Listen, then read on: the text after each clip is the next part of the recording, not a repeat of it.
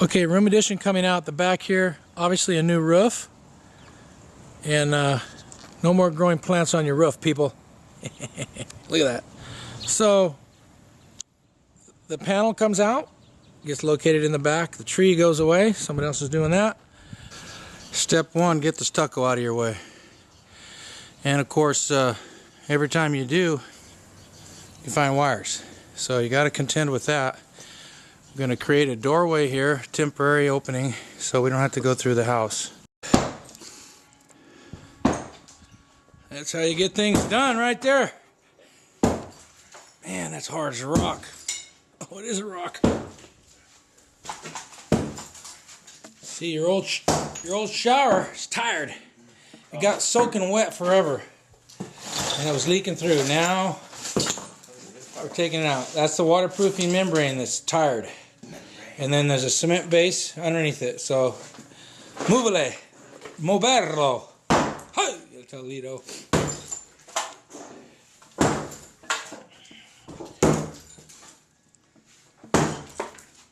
Dent this one. Very curious how they have a double layer of cement here. And then it crumbles, but the curb in the room was like gargantuan. Man, look at that. We're definitely going to change the way things are around here.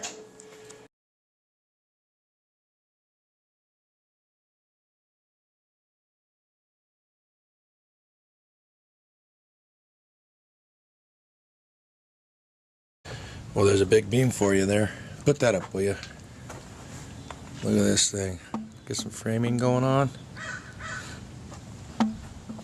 The process, people. Look at that. This tall framing is called balloon framing. Right there. See it? Studs are taller than the sides, which go at standard height. That gives it more strength, of course. And these, of course, are your braces that go across. X bracing is very strong. And this is how you plumb and line the walls. You plumb these walls, you line them up, and you plumb them. That's what that means, plumb and line. Okay, here's your shear wall. Goes up to solid blocking. And then your nailing schedule. See?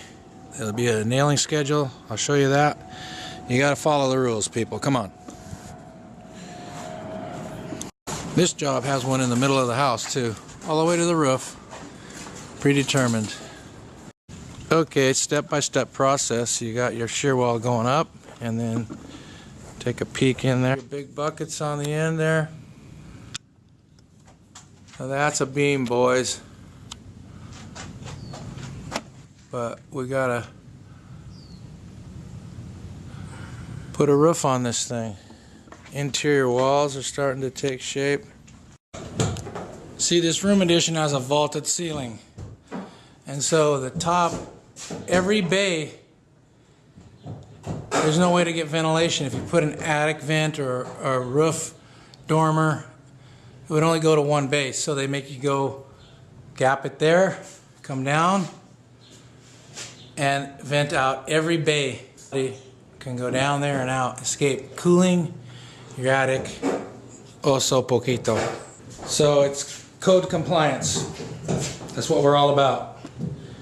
We got a lot of stuff that's by code. If you want a vaulted ceiling in your house, you can't have just a little ridge beam. Look at that beam.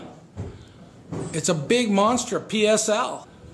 5.5 by 13.5 or 15.5. So now, another thing you'll observe is the shiny metal. That's called radiant barrier. See it? By Tech Shield. That's also required because, you know, California gets so cold. I don't know why it's so required, but everything is about conservation of energy.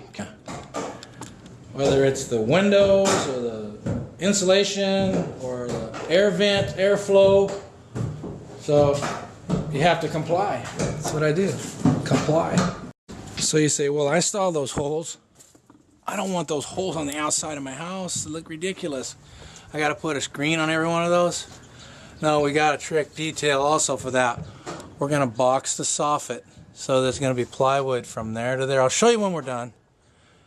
You get this detail that requires you to close the soffit, to box it, and nothing on the house, the existing house, has nothing that looks like that. So you got to clear it with your customer, make sure they understand this is going to look different because the code requires it. And it's extra work and all that good stuff. So